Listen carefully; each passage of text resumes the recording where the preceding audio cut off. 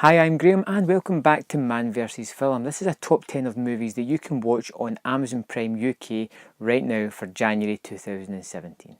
So let's get started with number 10, Hardcore Henry. Henry is resurrected from death with no memory of his life to save his wife from a telekinetic warlord who has a plan to bioengineer soldiers.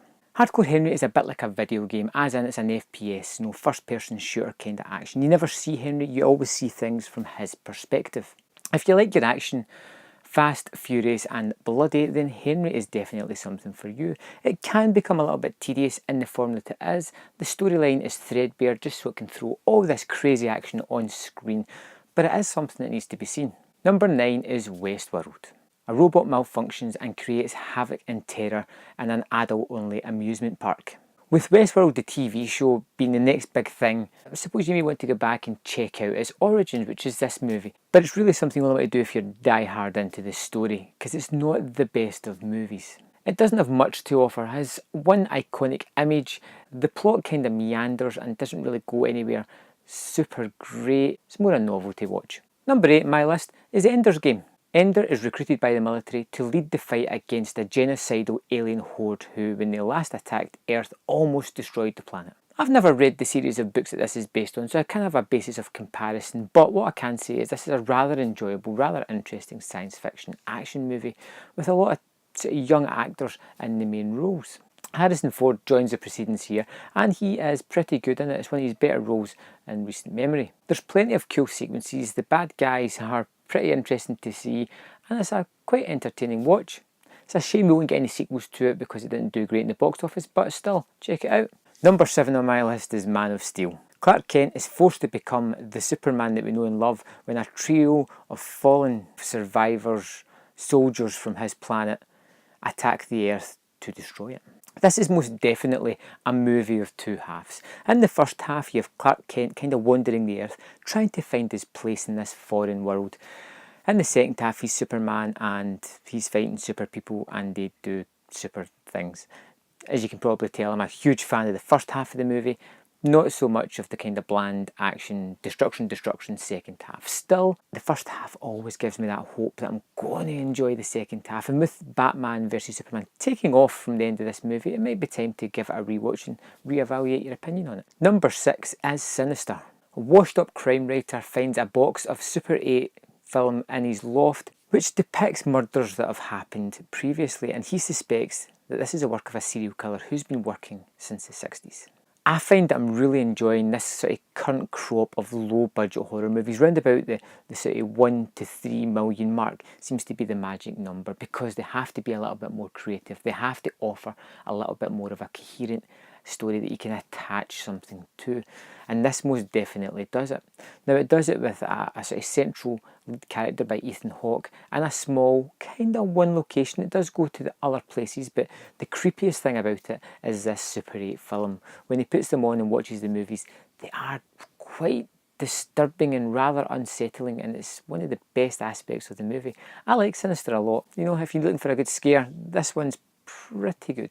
Not as good as number 5 on my list, which is A Nightmare on Elm Street 3 Dream Warriors. Survivors of Freddy Krueger's nightmarish attacks learn to harness powers within their dreams and fight back. I grew up watching horror movies, especially slasher, stalker things, and Freddy was my guy. He was the guy that I really enjoyed watching. And this movie is probably the last one before he became a caricature of himself later on. His nightmares that he creates for these people is based on their fears themselves and really torment his victims. It's also one of the most visually interesting Freddy movies as well, and it also adds a lot to the mythos of the story, the tale of the man. This is a great movie and it's my favourite Nightmare on Elm Street. Number 4 on my list is Journey to the Mysterious Island. Sean partners with his mum's husband to help find his missing uncle who he believes is stranded on the mysterious island. I saw trailers for this and I thought, nope, that's not for me, not interested, but you know, one night I stuck it on for the family to watch and I found that I was rather interested in it. In fact, I wasn't just interested, I was enjoying myself watching it.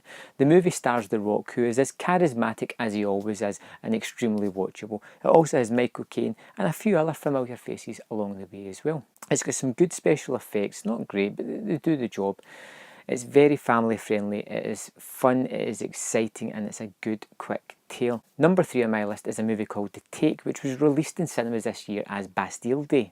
A young con artist and a seasoned ex-CIA agent embark on a mission to stop terrorism in France. This is a really good thriller that seems to have came and went in the cinema, so much so that they changed the name and put it back out to see if people would latch on to it this way by calling it The Take. Idris Elba stars as the ex-CIA agent, and he is fantastic in this role. He is a huge behemoth action man who can handle himself very well in this movie. It's got some great pacing, the action is terrific, the story, although a little formulaic, is still engaging enough to keep you entertained. Number 2 on my list is Interstellar. A team of explorers travel through a wormhole in space to try and ensure humanity's survival. Christopher Nolan directs and Matthew McConaughey stars in this big budget gargantuan science fiction movie that's all about family and love transcending time. It's a great film and it really resonates with you long after the fact of watching it. The movie touches upon some interesting topics that you don't really find much in blockbuster movies, and that's what kind of elevates it a little bit above the norm.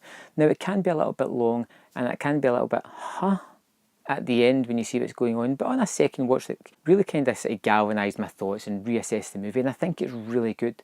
Although I do think that this year's Arrival tells the same kind of themes but truncates it down a lot better, this is still a really great movie. And number 1 on my list, and it's a surprise for me too, is Paddington. Our young Peruvian bear travels to London in search of a home.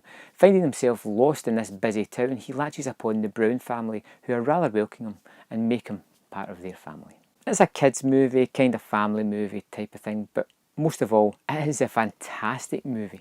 This is one of the most surprisingly enjoyable movies I've seen in the longest while. There is an aspect of the movie that's a little cliched when they have to put in an antagonist, but the best part about the movie is Paddington himself. The charismatic nature of the character, the way he becomes one with the family is really enjoyable and something that I just love to see. I mean, I'm going to watch this again and again with my family. It's a treat to watch, and it's something that you should experience as well. If, like me, you wrote it off as just another kids movie, it's a lot more than that, and it's well worth my number 1 spot this month. So thanks for watching. Let me know in the comment box below if there's anything that I have missed or anything that I should check out myself on UK Prime, and I will see you next month for another Top 10.